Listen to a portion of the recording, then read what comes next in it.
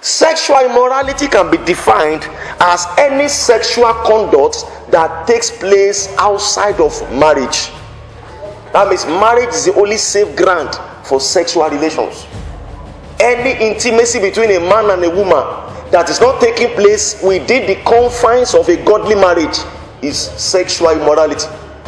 So any sexual intimacy that takes place outside of a godly marriage, which is the marriage between a man and a woman, is sexual immorality, and it is a sin against God. Sex itself is not a sin, but it is a sin when it is done outside of marriage. Two types of sexual immorality that are very strong, and I will tell you the difference between the two. Number one, fornication. Number two, adultery. And what is fornication? Fornication is sexual intimacy or sexual relationship between two people who are not married to one another. While adultery is sexual intimacy between a married man and someone who is not his wife, or between a married woman and somebody who is not her husband. Fornication is sexual intimacy between two people who are not married.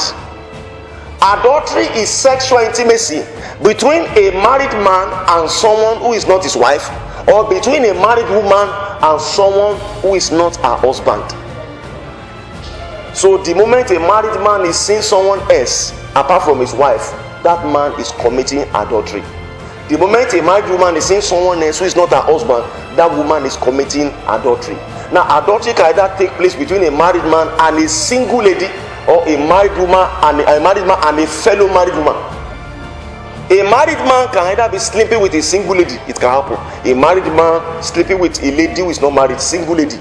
Then a married man also sleeping with a fellow married woman who has her husband at home is still adultery as well. A married woman can decide to take a young man who is not married, a youth, and say, my gigolo or my boy toy. They call it boy toy. The boy might not be married. They say, this one I'll be using it to warm my body. And a married woman can also say, I want to look for a fellow married man who is not married to me but another woman, and can decide to be, having fellowship together. Adultery is still adultery. Both of them are dangerous.